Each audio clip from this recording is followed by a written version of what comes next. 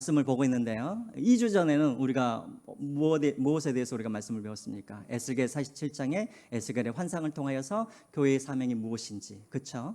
우리가 흩어지는 교회가 되어서 가는 곳곳마다 죽어가는 것들을 살리는 그런 사명이 바로 우리 교회의 사명이라고 했습니다. 그래서 우리 교회는 항상 모이는 데에만 힘쓸 것이 아니라 흩어지는 교회가 되어야 된다라고 말씀을 드렸죠. 그런데 그 사명을 감당하기 위해서 우리가 반드시 해결해야 할 것들이 있다고 했습니다. 그것이 무엇입니까?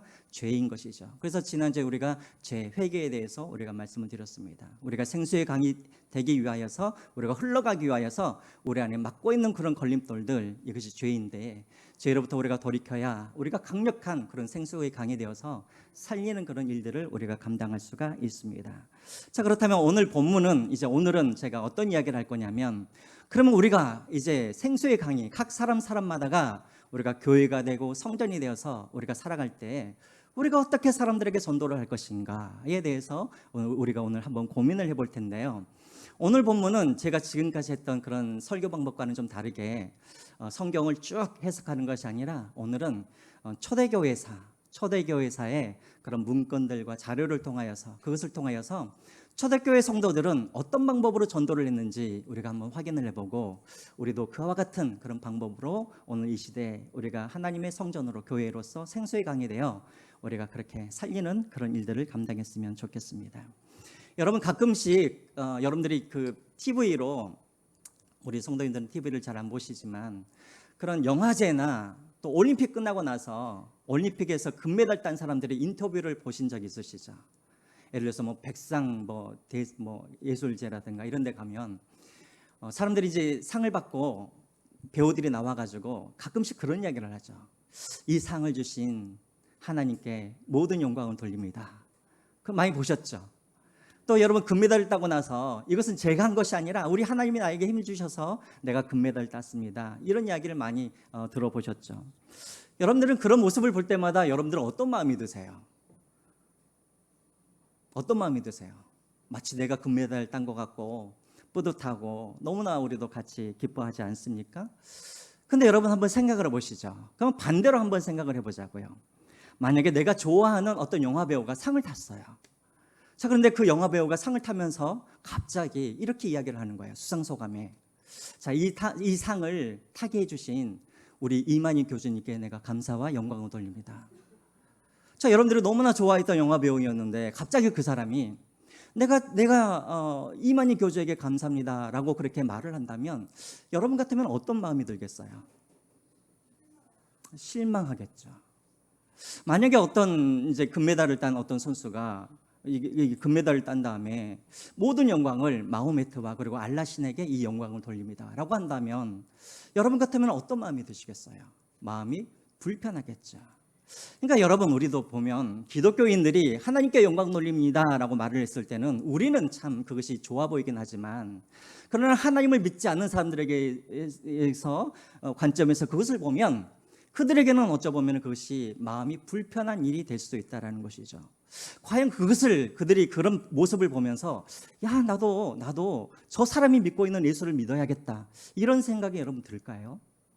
거꾸로 말하면, 어떤 사람이 모든 영광을 마호메트와 알라신에게 내가 영광을 돌립니다라고 했을 때, 여러분 같으면 그 모습을 보고 그 이야기를 듣고, 나도 한번 알라신을 한번 믿어볼까, 이런 생각이 들까요? 그렇지 않겠죠. 자, 그래서 여러분, 과연 이것이 정말 하나님께 영광 돌리는 그런 모습인지, 이것이 정말 하나님 앞에 우리가 세상에서 전도하는 그런 좋은 방법인지 우리가 한 번쯤은 생각해 볼 필요가 있습니다. 자, 그래서 오늘은 과연 초대교회 때 우리 성도들, 그때 당시에 다신교 그런 사회에서, 그리고 기독교에 대해서 적대적인 그런 시선을 갖고 있었던 그 당시에 이 초대교회 성도들은 어떻게 복음을 전했는지 우리가 한번 그것들을 한번 우리가 살펴보고, 우리가 그들처럼 우리도 그런 삶을 통하여서 우리도 전도를 해야겠다라는 그런 결단과 헌신이 있는 이 시간이 되었으면 좋겠습니다. 교회사를 연구하는 그런 학자 중에 알렌 클라이더라는 교수님이 있습니다. 알렌 클라이더라는 교수가 있는데요. 이 교수가 자기 책에서 이렇게 썼습니다. 우리 함께 앞에 한번 보시죠. 한번 보여주시겠어요? 예. 제가 읽겠습니다. 사형수를 따르던 제자 150명으로 시작된 예수운동은 4세기 초로 4세기 초 로마 인구의 10%인 600만 명이라는 경이적 성장을 이루게 되었다. 초대교회의 성장을 분석해보면 흥미로운 사실들은 우리 기대와 달리 초대교회에는 전도 프로그램이 없었다는 점이다. 그 다음이 참 중요한데요. 초대교회인들은 공공장소에서 자신이 예수의 추종자라는 것을 티를 내지 않았다라고 그렇게 기록하고 있습니다. 여러분 참 희한하죠. 이 교수의 말에 의하면은 초대교회 성도들은 자신들이 사람들 앞에서 내가 예수를 믿는 사람이라고 티를 내지 않고 그렇게 살아갔다는 거예요. 처음 들어보셨죠? 자, 그러면 어떻게 예수를 믿는다는 것을 티를 내지 않았는데 이들은 어떻게 전도를 하였고 150명밖에 안 되었던 이 기독교가 이 로마가 이제 기독교로 공인되어졌을 때 600만의 사람들이 다 그리스도인으로 그렇게 바뀌게 되었을까? 여러분 과거 로마 제국 안에는 종교가 딱 두 종류의 종교가 있었습니다. 하나는 합법적인 종교가 있었고 하나는 불법적인 종교가 있었어요. 자, 로마 정부의 입장에서는 어떤 종교에게 합법성을 주었을까요? 어떤 종교가 합법적인 종교였을까요? 어떤 종교가? 우리 종교가 로마 정부로부터 합법성을 얻기 위하여서 이들이 해야 할 일들이 있었습니다. 그게 무엇이었을까요? 그 기준이 딱 하나예요. 뭐였을까요? 제가 옛날에 우리 계시록을 할 때, 계시록 교회 7교회를 할 때 제가 말씀을 드렸던 것 같아요. 세금? 아닙니다. 뭐였을까요? 세금도 물론 됐겠죠. 황제 숭배죠. 황제 숭배.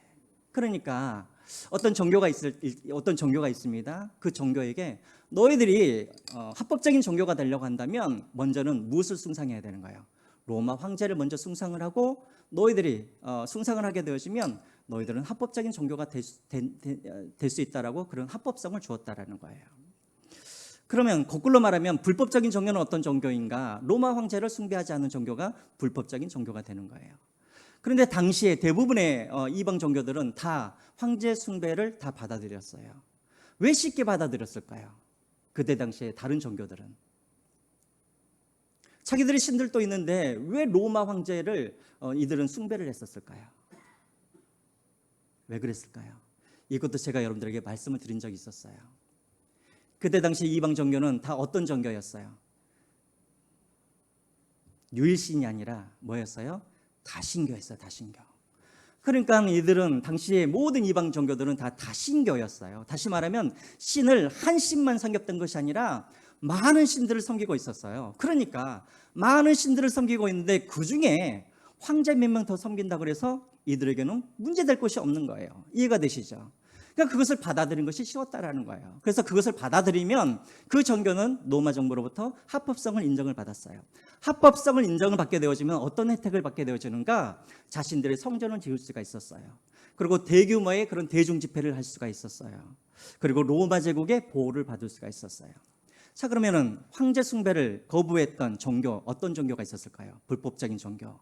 그게 바로 기독교와 유대교였죠. 특별히 기독교는 우리는 한 분 하나님만을 우리가 섬기는데 우리는 절대 로마 황제를 우리가 숭배할 수 없다라고 거부했기 때문에 기독교는 당시에는 어떤 종교였냐면 불법적인 종교였다라는 것입니다. 그래서 여러분 기독교는 그때 당시에 성전을 지을 수가 없었어요. 그리고 로마의 제국의 보호를 받을 수도 없었을 뿐만 아니라 오히려 핍박을 받게 되었습니다. 그리고 대중적인 집회를 할 수가 없었어요.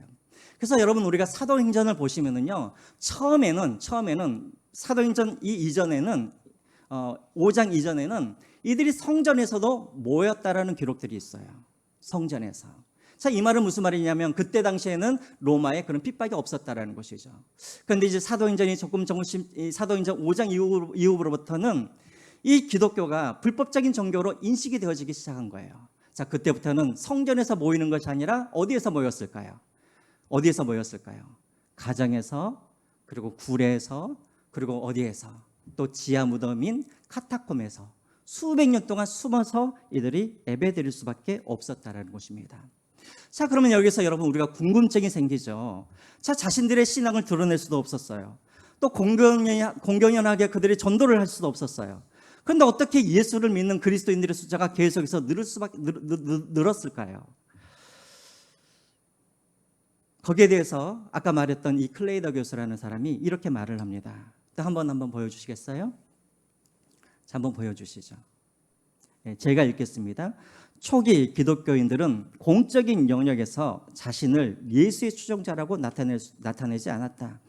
그런데도 초기 기독교는 다른 이들을 흡입할 수 있는 확실한 매력을 지니고 있었다. 많은 일반인들은, 다시 말하면 하나님을 믿지 않는 사람들은 예수쟁이들의 궁금증을 불러일으키는 행동, 그래서 question posing behavior라고 말을 하죠. 궁금증을 불러내는 행동으로 인하여서 기독교에 끌리게 되었다. 초대교인들은 행동을 통해 사람들에게 궁금증을 일으켰고 그들의 질문에 늘 대답할 준비가 되어 있었다라고 그렇게 기록되어 있습니다. 다시 말하면 로마에 살던 초대교회 성도들은 그리스도인이라고 밝힐 수도 없었고 또 거리에 나가서 전도를 할 수도 없었지만 그들의 전도 방법이 무엇이었냐면 저기에 나와 있는 것처럼 궁금증을 불러일으키는 행동을 통하여서 그들은 전도를 했다라는 것이죠.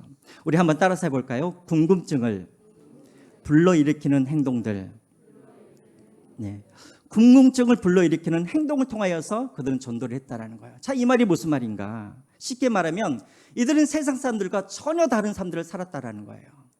어느 정도로 다른 삶을 살았냐면 사람들이 그들의 삶을 보면서 그들의 말을 들으면서 어떻게 저 사람은 저렇게 살아갈 수밖에 없지? 어떻게 저 사람은 저런 삶을 살게 되어지지? 어떻게 저 사람은 우리와 이렇게 다르게 살아가지? 저 사람들이 믿는 하나님은 어떤 하나님이지? 그들의 삶을 통하여서 이방인들이 마음속에 궁금증이 생겼다라는 거예요. 그래서 그 궁금증을 가지고 그들에게 물어보면 그들이 물었을 때 그 기회를 이들이 잡아서 그들에게 대답을 함으로 복음을 전함으로 그렇게 전도를 했다라는 것입니다. 여러분, 이것은 그 클레이더 교수의 그런 축축만이 아니라 우리가 성경에서도 살펴보면 그런 것들을 우리가 발견할 수가 있습니다. 오늘 본문에 골로새서 4장 말씀에도 그런 내용이 나오고 있죠. 자, 골로새서 4장에 보면은 사도 바울이 이제 골로새서를 마치기 전에 골로새 교인들에게 부탁을 합니다. 기도 부탁을 해요. 자, 기도 부탁을 하는데 사도 바울이 이렇게 기도 부탁을 해요. 3절과 4절을 우리 다시 한번 보겠습니다. 3절과 4절 같이 한번 읽어볼까요? 시작. 또한 우리를 위하여 기도하되 하나님의 전도할 문을 우리에게 열어주사 그리스도의 비밀을 말하게 하시기를 구하라. 내가 이 일 때문에 매임을 당하였나라. 그리하면 내가 마땅히 한 말로써 이 비밀을 나타내리라.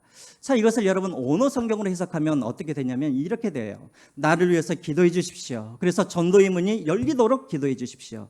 무엇보다도 예수 그리스도의 복음을 정확하고 담대하게 전할 수 있도록 기도해 주십시오 라고 이렇게 나와 있어요.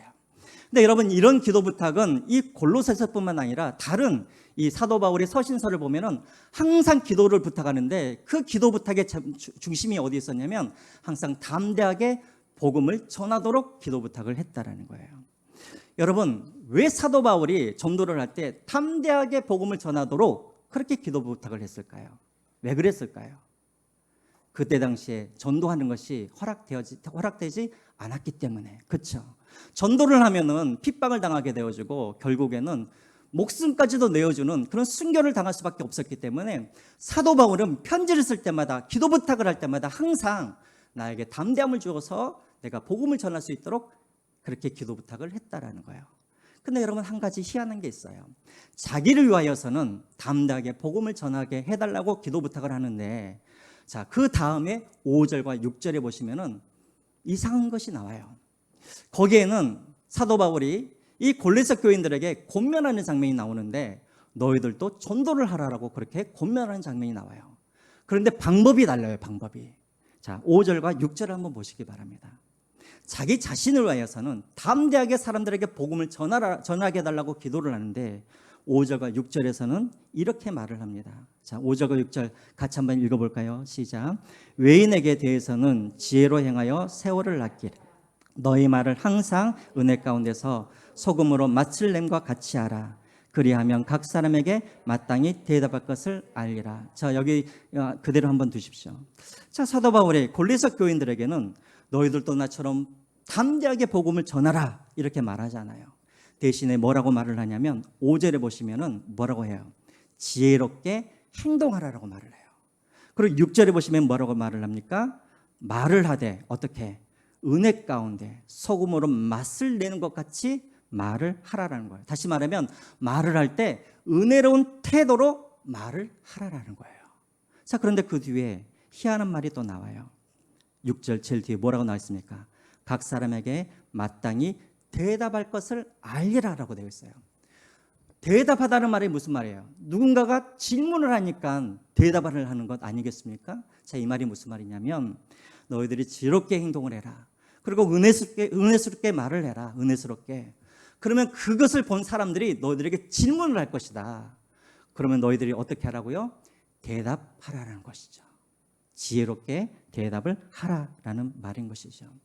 그래서 여러분 초대교회에서는 전도를 하는 방법이 두 가지 방법이었어요. 첫 번째로는 전문 목회자나 그리고 예수님의 사도들이나 이런 목회자들은 담대하게 거리에 나가서 복음을 전했어요. 사도 바울처럼 회당을 다니면서 복음을 전했어요. 그러다가 잡혀서 감옥에 가게 되어지고 그러다가 순교를 당하게 되었어요. 자, 전문 목회자들은 그렇게 복음을 전했지만 나머지 평신도들은 어떻게 복음을 전했냐면 이와 같은 방법으로, 다시 말하면 이들이 거룩한 그런 삶을 통하여서 그리고 지혜로운 행동을 통하여서 그리고 은혜스러운 말을 통하여서 그들에게 그렇게 거룩한 삶을 살게 되어지면, 그래서 만약에 사람들이 그들에게 너는 왜 그렇게 사느냐, 니들이 믿는 예수가 누구이냐라고 물어봤을 때 거기에 대해서 복음을 전함으로, 대답하면서 복음을 전함으로 그들은 그렇게 복음을 전했다라는 것입니다. 여러분, 이것은 사도 바울만 그랬던 것이 아니에요. 베드로전서에도 보면은 그런 내용이 나옵니다.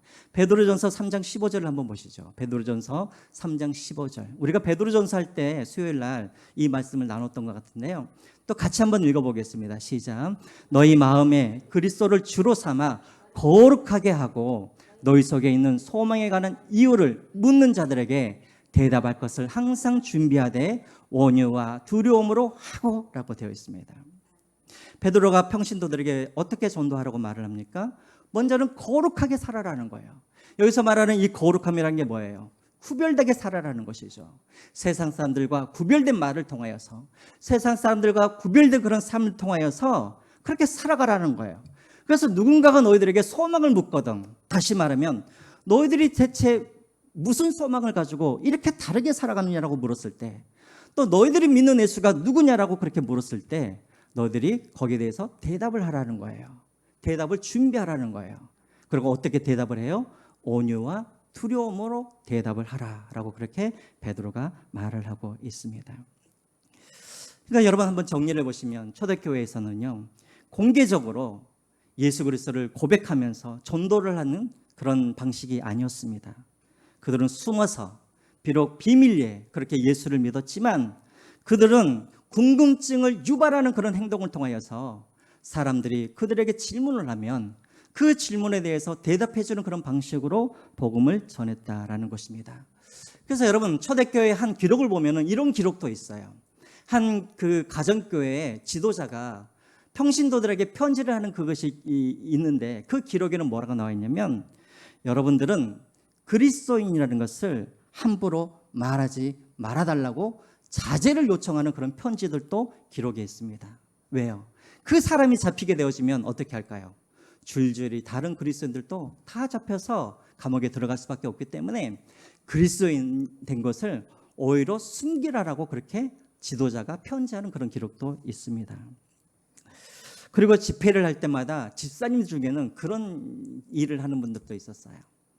우리처럼 이렇게 아침에 오면은 주보 나눠주고 안내해주는 이런 일도 했지만 집회 때만 되면은 항상 집회 밖에서, 집회 장소 밖에서, 가정 밖에서 망을 보는 것도 하나의 일이었어요. 망을 보는 것. 왜 그랬을까요?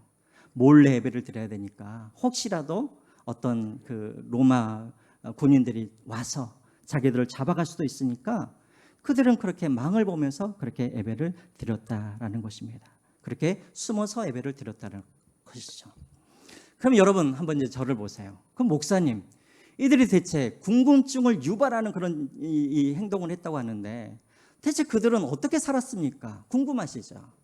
그래서 여러분 이 책에 보면은 이 클라이더 교수의 책에 보면은 이제 과거의 그런 문건들을 이렇게 이제 인용해서 이제 기록한 그런 몇 가지 그런 내용들이 있습니다. 자, 그 중에 여러분 몇 가지를 제가 소개를 할게요. 자, 여러분들에게 퀴즈를 하나 내겠습니다. 옛날에 로마 사람들은, 로마 남자들은 보통 아내가 몇 명 정도 되었을까요? 한 명 아닌가? 자, 옛날 로마 시대 때 남자들은 보통 아내가 몇 명이었을까요? 그 기록에 보면은 3명의 아내를 두었다는 거예요. 남자 1명이 3명의 아내를 두었어요. 근데 각각 역할이 달라요. 첫 번째 아내는 누구냐면 집안에서 살림을 도맡은 그런 아내. 그러니까 안살림을 하는 아내가 따로 있었어요. 두 번째 아내는 어떤 아내였냐면 남편이 외출을 할 때 항상 옆에 같이 데리고 다니는 아내가 또 있었어요. 이 아내는 어떤 아내였을까요? 얼굴이 예쁜 아내였겠죠. 자랑하기 위해서. 자, 세 번째는 또 어떤 아내가 있었을까요? 밤에 쾌락을 위하여서 또 두는 아내가 따로 있었다는 것이죠. 그러니까 당시에는 여러 명의 부인을 이렇게 두는 것이 당시 로마의 그런 정상적인 그런 문화였다라는 것입니다. 그런데 당시 로마에 살고 있던 그리스도인들은 전혀 다른 삶을 살았다라는 거예요. 그들은 여자들을 동물 취급을 하지 않았어요. 로마 사람들은 여자들을 동물 취급을 했었죠. 그래서 숫자에도 넣지 않지 않았습니까? 그런데 그리스도인들은 여자들을 동등하게 그렇게 취급을 하면서 그 여자들을 자매라고 그렇게 불렀습니다. 그리고 항상 결혼은 한 여자와만 그렇게 결혼을 했던 것이죠. 그리고 자신들은 부인을 위하여서 항상 순결을 그렇게 지켰다고 합니다. 여러분, 이것은 우리의 상상력이 아니죠. 우리가 디모데전서 3장 12절에 보면은 집사의 자격이 나와요. 기억나십니까? 집사의 자격 중에 어떤 것이 있냐면 한번 보여주시겠어요? 디모데전서 3장 12절 말씀. 디모데전서 3장 12절 말씀 볼까요? 집사들은 한 아내의 무엇이 되어주고 남편이 되어주고. 너무나 당연한 건데 이것을 성경에 기록한 이유가 무엇일까요? 당시의 문화가 그렇지 않았다는 거예요. 심지어는 교회 안에서도 어떤 사람들은 2-3명의 그런 아내를 데리고 있었다는 거예요. 그래서 집사가 되려면 어떻게 해야 되는가? 한 아내의 남편이 되어야 했다는 것입니다. 그런데 그렇게 3명, 4명의 아내를 두는 그런 문화 속에서 이 그리스도인들은 한 여자만 그렇게 바라보면서 한 아내를 그렇게 한 여자하고만 결혼을 하고 순결을 지켰다는 것이죠. 그래서 당시 로마인들은 그런 그리스도인들의 삶을 보면서 충격을 받았다는 거예요. 어떻게 한 여자하고만 결혼을 할 수가 있는지, 어떻게 평생 한 여자만을 사랑하면서 살아갈 수가 있는지 그들은 그것이 너무나 이해가 되지 않았다는 거예요. 그래서 어떤 사람들은 그런 삶을 보면서 묻게 되는 것이죠. 당신들이 그렇게 거룩하게 사는 그런 삶의 비결이 무엇인가? 자, 그리할 때 그리스도인들은 그 기회를 삼아서 그들은 자신들이 믿고 있는 예수가 누구인지를 소개하면서 복음을 전했다라는 것입니다. 또 다른 예가 있습니다. 제가 전에 수요 예배 때도 한번 말씀을 드렸는데요. 여러분, 로마 감옥에는 우리가 상상할 수 없는 그런 끔찍한 일들이 일어나고 있었어요. 당시 로마 감옥은 지하에 있었는데요. 사람들이 잡혀오면 그들에게 무엇을 주어야 됩니까? 먹을 것과 물을 주어야 되잖아요. 요즘에 우리나라는 감옥에 가면은 오히려 막 몸이 더 좋아져가지고 나온다고 그러죠. 막 당뇨병도 낫고, 막 콜레스테롤도 낫고 이렇게 나온다고 그러는데 그때 당시 감옥에서는요 물과 음식을 잘 제공해주지 않았어요. 그래서 여러분 기록에 보면은 로마 감옥에서 사형을 당하여서 죽은 사람들의 숫자보다 굶어 죽어서 영양실조로 죽은 사람들이 더 많았고요. 또 면역력이 떨어졌기 때문에 질병에 걸려서 죽은 사람들이 더 많았다고 그래요. 자, 그런데 그 죄수들을 찾아와 가지고 물을 주고 음식을 제공해 주는 사람들이 있었어요. 그들이 누구였을까요? 바로 그리스도인들이 그 일들을 했다라는 거예요. 한 번도 본 적도 없지만, 그리고 이 사람들은 착한 일을 한 사람들이 아니라 죄를 지어가지고 감옥에 온 사람들이었지만 이 그리스도인들은 한 번도 본 적이 없는 그 사람들을 위하여서 음식을 싸들고 물을 가지고 와가지고 그들을 대접하고 그들에게 그렇게 섬겼다라는 것입니다. 그래서 그들이 질병에 걸리면 그들을 위해서 함께 기도해주고 그리고 또 질병이 걸려 있는 그런 사람들, 또 상처 있는 사람들에게 기름을 직접 발라주면서 그들을 치료하는 일들을 당시 초대 기독교인들이 그 일을 했다라는 거예요. 그리고 사람들이 죽으면, 감옥에서 사람이 죽으면 장례도 치러주고 그들을 위해서 눈물도 흘러주고, 이게 바로 초대 기독교인들이 했던 일이었습니다. 여러분, 우리 히브리서에 보면은 그런 비슷한 기록이 나와 있어요.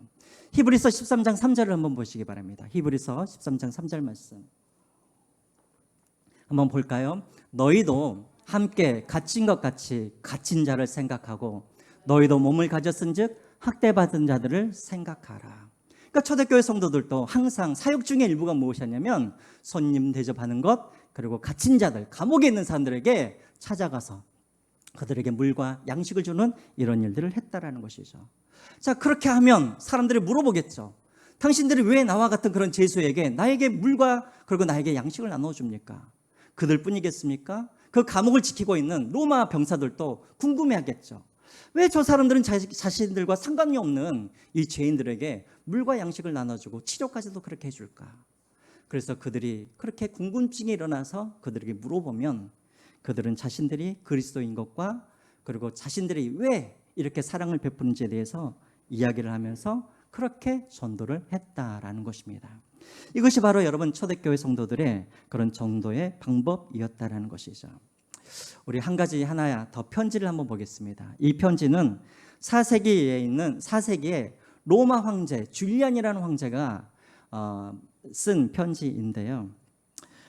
그가 이제 4세기 때 이제 이 로마를 이제 다스리고 있었을 때 점점 예수를 믿는 사람들이 너무나 많아지니까 이 소식을 들은 이 줄리안 황제가 각 지방의 왕들에게 쓴 편지입니다. 우리 한번 보여주시겠어요? 자, 제가 읽겠습니다. 기독교인이란 사람들이 우리 로마 제국을 점령하고 있다. 신성한 로마 신들로부터 우리를 멀어지게 하고 있다. 기독교인들은 불쌍한 사람들을 도와주고 헐벗는 이들에게 옷을 주고 감옥에 찾아가 죄수들을 돌보고 있다. 내가 너희들에게 금과 은을 보내줄 테니 너희들은 그리스도인들보다도 더 많은 사랑을 베풀어라.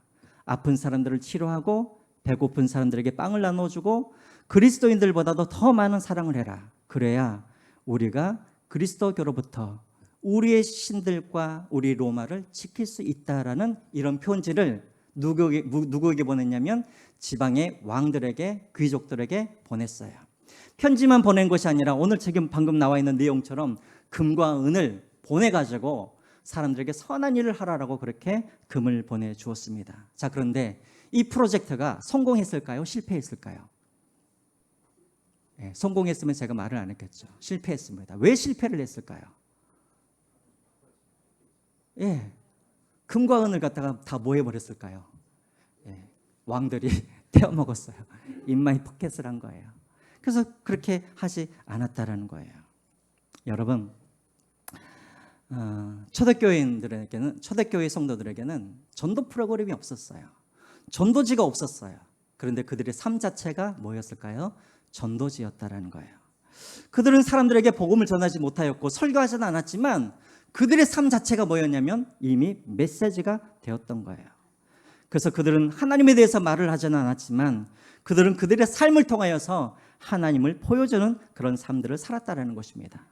그들의 삶을 통하여서 천국이 어떤 나라인지 예수 그리스도가 누구인지를 그들은 삶을 통하여서 그들을 보여주었다라는 것입니다.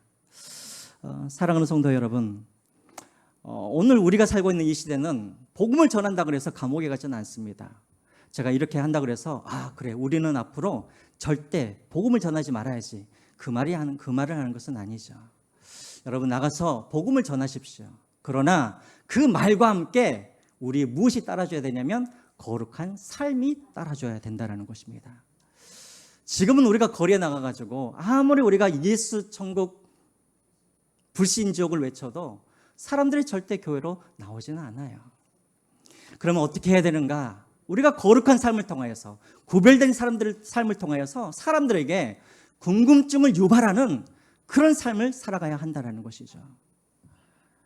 그저 조금 세상 사람들보다 나은 정도가 아니라, 조금 도덕적으로 뛰어난 정도가 아니라 그 사람들이 우리의 삶을 보고 궁금증이 유발될 정도로 그렇게 구별된 삶을 통하여서 우리가 복음을 전해야 한다라는 것입니다.